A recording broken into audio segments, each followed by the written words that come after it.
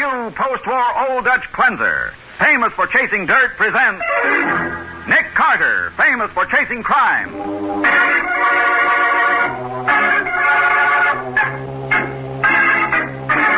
Every week at this time, two great names are joined as new post-war Old Dutch cleanser brings you one of the most resourceful and daring characters in all detective fiction.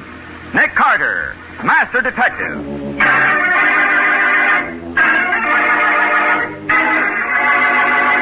Don't move, any of you. Don, where'd you get that gun? Never mind, just don't make me use it. Don't be a fool, Don. I'm not. I'm going out of here, and nobody's gonna... Don't be too sure. Anybody else want to try any smart tricks before I leave? Now, the case of the Forgetful Killer. Today's adventure starring Lon Clark as Nick Carter, brought to you by new post-war Old Dutch cleanser. In the back booth of a dingy bar in the slum district, a well-dressed young man takes a thick package of banknotes from his pocket and passes it across the cigarette-scarred table to the shifty-eyed little man who sits across from him. That's every cent I have in the world, Whitey. $6,000. I said 10. Where's the other $4,000? I couldn't get any more. You better get it. Remember that letter I told you about? If anything happens to me, it'll be in the hands of the DA within 24 hours. That'll be the end of you. But Whitey... I'll meet you here tomorrow night, and you... I can't come here again, Whitey. If anyone should see me... Okay. I'll phone you at the office. Tell you where to bring it. But Whitey... When I get the other $4,000 tomorrow night, or I go to the cops, and you go to the electric chair for murder.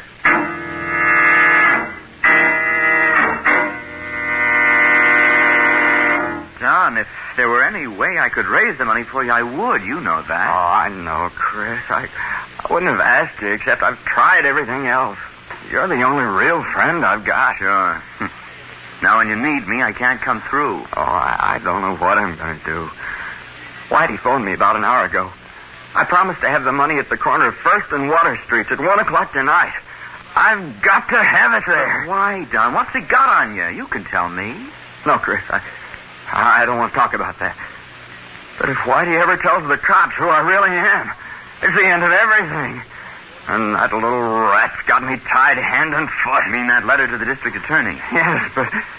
Chris, do you think you could be lying about that letter?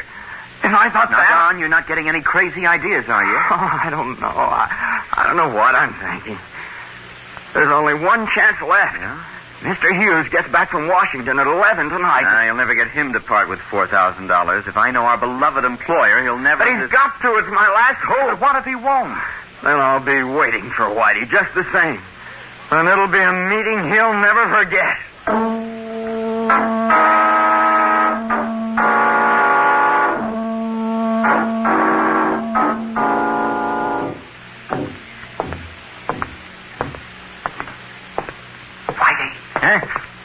Oh, it's you, sonny boy.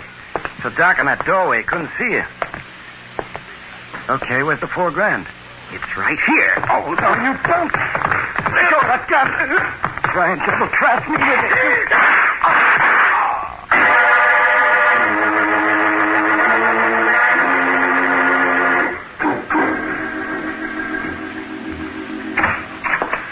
Good morning, Matty. Oh, hi, Nick. Hello, Patsy. Good morning, Sergeant Matheson. Mr. Hughes, this is Nick Carter and Patsy Bowen. How do you do? Hello, Mr. Hughes. Well, thank goodness you're here at last. At last? Mr. Hughes, it's been exactly 17 minutes since Sergeant Matheson phoned and asked us to come down here to your office. I haven't even had my breakfast yet. What's this all about? Mr. Carter, my firm publishes children's and religious books. Notoriety, scandal, unfavorable publicity, anything like that can ruin us. You see, Nick, there was a murder in the waterfront district last night. Cheap little two-bit crook named Whitey Gear was shot to death. We found this slip of paper on Whitey's body. What? Why, that looks like one of those slips of paper they have in phone booths for people to write phone numbers on. That's what it is, Patsy. What's the connection, Matty? The phone number written on that paper is the number of the Hughes Publishing House. Oh, I see. Oh, hey, there's something else written here, too. Don Mason, 1 a.m., 1st Avenue and Water Street. Right. And Whitey was found dead at the corner of 1st and Water, shot to death about 1 a.m., according to the medical examiner. So Don Mason... Now, wait a minute. Who is this Don Mason? Oh, that, Mr. Carter, is the crux of the whole thing. Don Mason is my sales manager, and he's engaged to my daughter. Oh, I see. And you think Mason kept the appointment with Whitey and murdered him, huh? Well, of course, don't you? I wouldn't know, Matty. This slip of paper with Mason's name on it certainly doesn't convince me. Well, I don't get you. From what you tell me, I doubt that Whitey was the kind of man who'd make a memorandum about anything. Oh, phooey. He did it this time, and that's all I care about, Nick. Maybe. Look, Matty, has anybody else handled this piece of paper except you and me? I know. I took it off the body myself.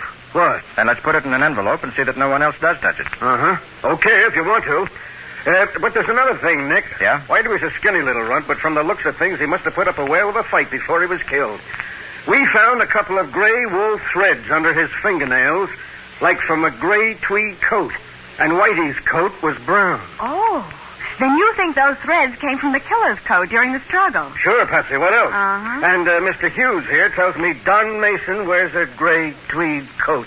And so do lots of other people, Matty. You must understand, Mr. Carter, this company simply cannot afford to have one of its executives accused of murder. Now, I want you to prove that Don had nothing to do with this Whitey person. But what if he did have? Well, then we'll publicize the fact that Hughes Publishing hired the best detective it could get to see justice done, even though the culprit is one of our own executives. That may help some. Well, how about it, Carter? Before I give you an answer, Mr. Hughes, I'd like to talk this over with Don Mason. He hasn't come down to the office yet, Nick.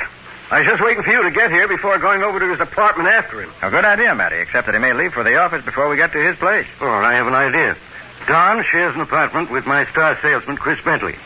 I could phone Chris down to keep Don there until you arrive. Yeah, suppose you do that, Mr. Hughes. And unless he's got a mighty good alibi, that young fella's going to move to another apartment. A small one in the city jail.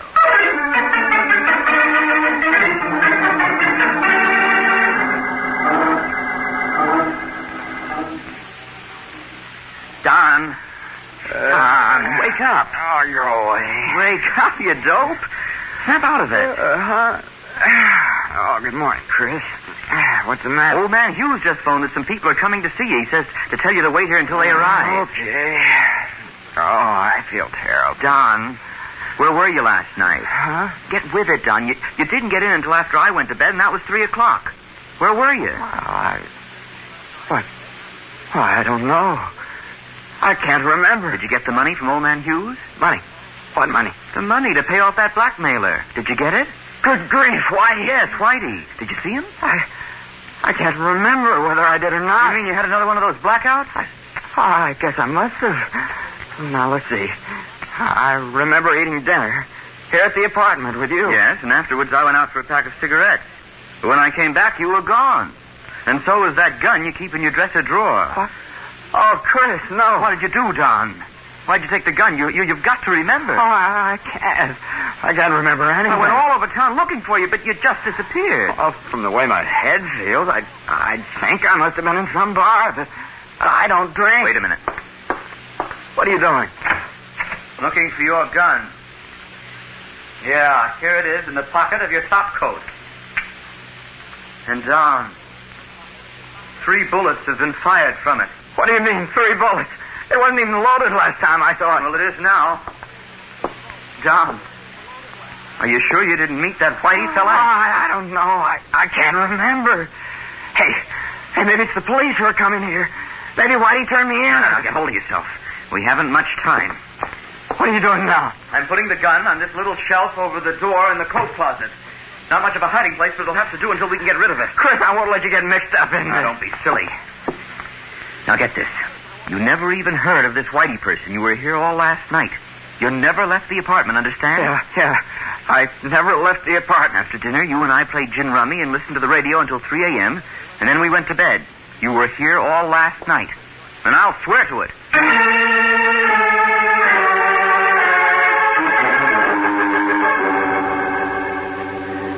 And you still say you didn't meet Whitey Gear at the corner of 1st and Water Streets last night, Mason? No, I never even heard of the guy, Sergeant. Then how come he had your name and phone number? I don't know. Can you prove where you were at 1 o'clock, Don? I was right here in the apartment. That's right, Mr. Carter. Don never stepped outside all last night. You'll swear to that? What? Well, sure I will.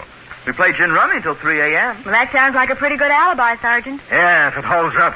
Frankly, Don, you don't look as though you'd spent a quiet evening at home. I'd say you were suffering from a pretty bad hangover. Well, Mason, Whitey Gear was killed with a .38 revolver.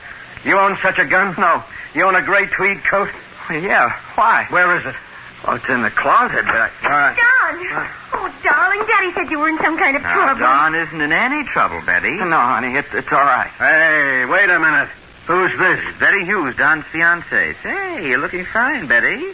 That's a new hairdo, isn't it? Of course not, Chris. But what did Daddy mean I by... guess it's just because I haven't seen you for so long. What are you talking about? You saw me only last night. But what was that? Chris came over to my house last night looking for Don. He said Don had disappeared, and he thought...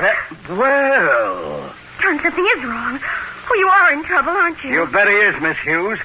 So he was with you every minute last night, was he, Chris? Well, Now, look, Sergeant. I'll talk to you later. Get your hat down. I'm taking you in for the murder of Whitey Gear. Now, Matty, are you sure you have enough of a case to justify an arrest? You bet I have, Nick.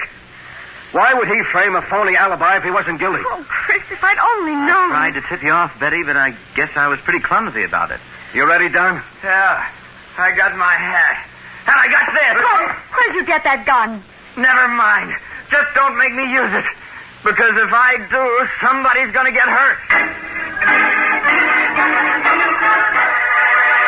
Unmindful of the fact that his action is practically a confession of guilt, Don stands near the door, holding Nick, Matty, and the others at the point of his gun. In just a moment, we'll see what happens next.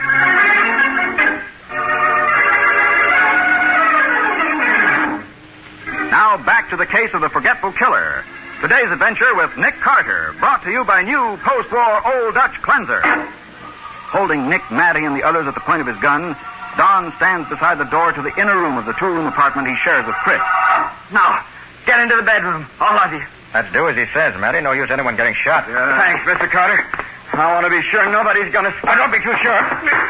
Hey, keep your hand away from your gun, Sergeant. Okay. You hurt, Nick? No.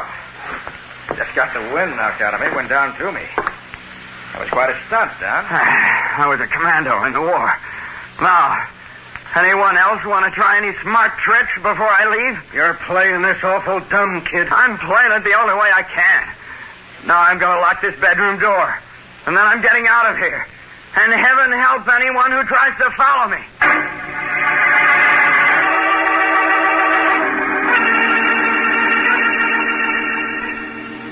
So you both just stood there and let him walk out, did you? A fine pair of detectives you turned out to be. They didn't just stand there. As soon as they heard the outside door close, Nick and Sergeant Matheson were after him. Yeah, but by the time we got the door unlocked, he was out of sight. But he left his wallet in the dresser, along with some small chains, keys, and so on.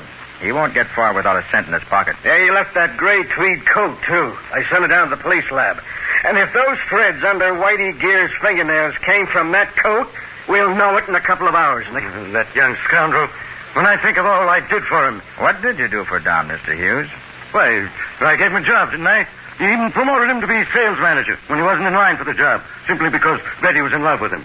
Well, I guess she sees a mistake now. I doubt it. When a girl's in love... Oh, love fiddlesticks. Before he came along, it was Chris. For him, somebody else. How long has Don worked for you? Ever since he came here from Toronto, 1942. He was just out of the Canadian Army. I thought I was being patriotic by helping a disabled veteran. Disabled? Yeah. There wasn't anything disabled about the way he threw me clear across that room. It was a head wound. That's why they discharged him from the Army. He used to have periods when he'd blank out completely. He couldn't remember where he'd been or what he'd done for hours at a time, even days. That hasn't happened for a year or so now. Well, according to Chris, it happened last night. That's why Chris tried to give him an alibi.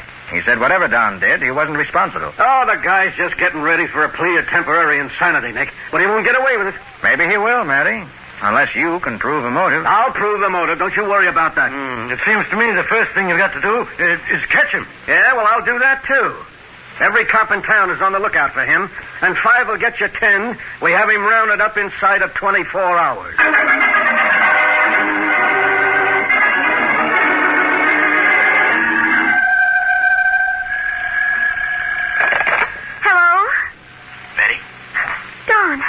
Don, is that you? Yes. Are you alone? Yes. Oh, darling, where are you? Never mind. Betty, I need help. I don't dare try to get in touch with Chris. The cops are sure to be watching the apartment. If there's anything I can do. There is. I've got to have some money so I can get out of town. $200. I'll get it. I'll bring it to you. No, I won't let you take any chances. Give the money to Chris. Tell him I'll be waiting in the freight yards at the foot of 68th Street at midnight.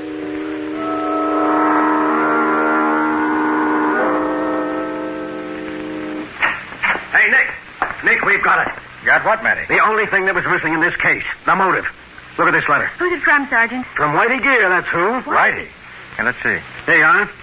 He was afraid Don might try to knock him off, so he left this with a friend to be mailed to the district attorney in case anything happened to him. D.A. got it in the mail about an hour ago. What are those newspaper clippings, Nick? I don't know yet. Dated Portland, Oregon, 1939. It's all there, even a picture of Don Mason. His real name is Jimmy Burke, and he's wanted for murder. Murder? Yeah, Patsy. He was mixed up with a juvenile gang in Portland that robbed a warehouse and shot the night watchman. And Don was the one who killed him? That's what this clipping says. Oh. The gun that killed the watchman was positively identified as belonging to Don. He must have escaped into Canada and joined the army there under the name of Mason, huh? You wire Portland for confirmation, Matty? Sure I did. No answer yet, Nick. Hey. Look at the handwriting on this note that was with the clippings. What about it? Well, that's Whitey Gear's handwriting. At least his name is signed to it. So what? Well, it's nothing like the handwriting on that memo you found in his pocket. Why, Nick, you're right. Hey, maybe Don wrote down the time and place he wanted to meet Whitey and then gave it to him. No, I don't think so, Matty. I have a hunch that memo was planted. Yeah? Well, the laboratory boys tested those gray threads under Whitey's fingernails, Nick, and they're definitely from Don Mason's coat. It's an airtight case. Yeah, sure. You seem to have everything except a prisoner. You haven't found any trace of Don yet, have you? No. He won't make a move until after dark. But like you said, he's got to have money. Probably he'll try to get it from Chris. And I've got all my men around that apartment. I don't think he'll go back to the apartment, Matty. What? My hunch is he'll try to contact Betty Hughes. Hey, maybe you're right. Well, I'll just plant some of the boys around the Hughes house, too. You won't have to, Matty. I phoned Walter McGlynn. He's watching the place now. Oh, well, okay. Then we got him, no matter which way he jumps.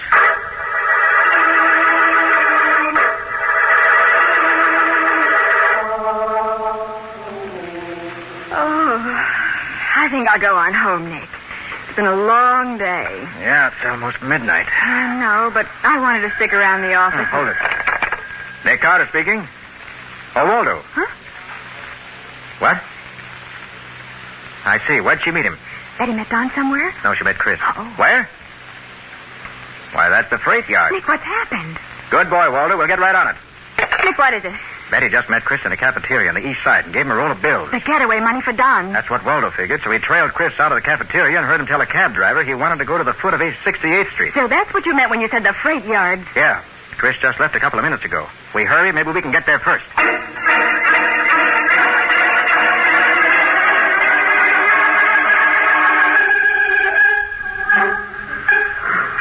Nick, that was Chris ahead of us. I know it was. Yeah, I got a good look at him when he passed under the light. Where'd he go to? Maybe he went around the other side of this boxcar. There are a couple of 100 boxcars in this part of the yard. You can stop right where you are, Carter. Don! Thank heaven we found you, Don. I was afraid you did it. Chris? Yeah, Don? Get his gun. Okay. Now, wait a minute, Chris. You're in trouble already. You help him now, that's going to make you equally guilty. Well, what can I do, Mr. Carter? Don's making me do this at the point of a gun. Aren't you, Don? Sure I am. You got it? You bet. Don, listen to me. Don't be a fool. You give yourself up, I think I can prove you're innocent. Innocent? But I'm not. I killed Whitey because he was blackmailing me. I must have. Do you remember killing him? Oh, no, I don't remember anything that happened last night. But I don't think you did kill him, Don. In fact, I'm positive you didn't. Don't listen to him, Don. It's a trick. Look, Don, there's only one person who knew where and when you were going to meet Whitey. Only one person who could have drugged you. Drugged me? Yes, drugged you. That's why you thought you had a hangover this morning. So that's it. This person drugged you, then kept your appointment with Whitey wearing your gray tweed coat. Chris, it was you. Okay, let's quit playing games. You Drop your met gun, Whitey. Don. You met Whitey and you killed If you him. don't drop your gun, stupid, I'm going to use this gun I took from Carter. Okay. Now you're being sensible. But I don't get it. You were my friend. I trust you. Sure, I was your friend. I didn't mind a bit when you got the sales manager job I should have had, and I was tickled to death when you took my girl away from me. So that's it. Sure. With you out of the way, I'll be the new sales manager. And I'll be the boss's son-in-law, too. Someday I'll own the whole business. You're going to have to work awfully fast to do all that before you go to the chair for killing Whitey, aren't you, Chris? Who's going to send me to the chair? Not any of you three. Because when Carter and Don get through fighting it out, I'm afraid there won't be any survivors. What are you talking about? It'll be easy, Carter. I've got your gun to shoot Don with, and then I'll take his gun to finish off you and Miss Bowen. Chris, you're crazy. The cops will think Carter tried to arrest you and you shot it out. Why, that's ridiculous.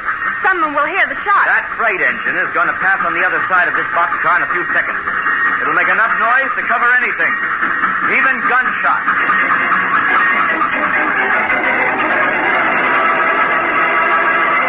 With a passing freight engine to cover the sound of gunfire, Chris's finger tightens on the trigger. We'll see what happens in just a moment.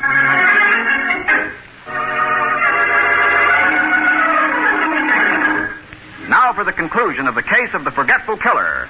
Today's adventure with Nick Carter, brought to you by new post-war Old Dutch Cleanser. In the freight yards at the foot of 68th Street, Chris Bentley is holding Nick, Patsy, and Don Mason at the point of a gun, waiting only for the noise of an approaching engine to cover the sound of his shot before he fires. Here's the engine. So get ready. You first, Don, old pal. Nick, it's Sergeant Matheson. Unless you want me to punch this Tommy gun lower the next time. About time you got here, Matty. I started as soon as I got your phone call, Nick.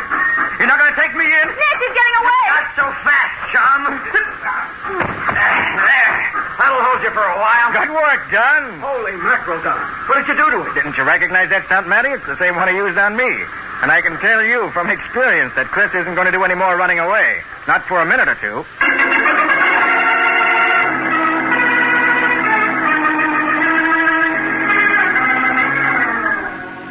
I can't thank you enough for what you did, Nick. But, well, I guess it wasn't much use. They'll only send me back to Oregon to stand trial for the killing that night, killing the night watchman back in 39. Oh, no, they won't, Don. Sergeant Matheson wired the Oregon police about you, and they wired back that the charge had been dropped. That's right, Don. About a year later, the real killer was caught, and he confessed. For the love of Pete. You were completely cleared. But if Chris wanted to get rid of me, why did he kill Whitey to do it? Well, for all he knew, he only had to sit tight and let Whitey turn me in. He said you were going to Mr. Hughes for the money, and he was afraid you might get it. And he couldn't turn you in himself because you wouldn't tell him what Whitey had on you, or even what your real name was. Yeah, that's right. But even after he killed Whitey to make sure the DA got that letter, Chris tried to give me an alibi. Oh, it just doesn't make sense. Well, that was only a part of his scheme to put himself in a good light with Betty Hughes. He knew that alibi wouldn't stand up. In fact, he made sure it wouldn't stand up by going to a dozen places looking for you. He knew someone would remember that he'd said you disappeared and couldn't be found. And to think you figured the whole thing out from that piece of paper with my name on it. And the time and the place where I was supposed to meet Whitey. Just a minute, Don. That's not quite true. That slip of paper looked a bit phony to me, but that was all. When Chris tried to incriminate you by putting that piece of paper in Whitey's pocket, he was actually furnishing the evidence that was going to convict him. Well, how do you mean? He forgot a very important thing. Fingerprints. Fingerprints? Yes. Whitey's fingerprints weren't on that paper. So obviously he couldn't have written it. But Chris's fingerprints were all over it. Wow, he did forget something important, didn't he? Uh-huh. But, say, Nick, you didn't know about those things until an hour ago. Mm-hmm. Why were you so sure Don was innocent? I became convinced the minute he threw me across the room at his apartment. What'd that have to do with it? Well, Whitey was a scrawny little fellow. Yet Matty said he put up quite a fight before he was killed. Oh, I see what you mean. If Don could put you flat on your back in 2 seconds, a little guy like Whitey would have been licked before he started. Right, Patsy. Well, this is the first time in my memory that a man has made a friend of me by knocking me down.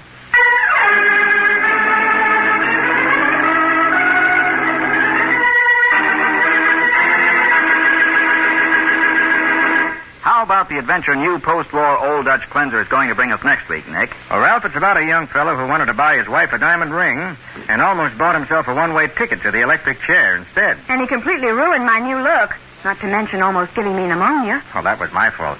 You see, Ralph, the only way I could keep Patsy from being shot was by pouring cold water on her. Sounds as though you had a rough time, Patsy. Well, I did. What do you call this adventure, Nick? I call it The Case of the Clue Called X.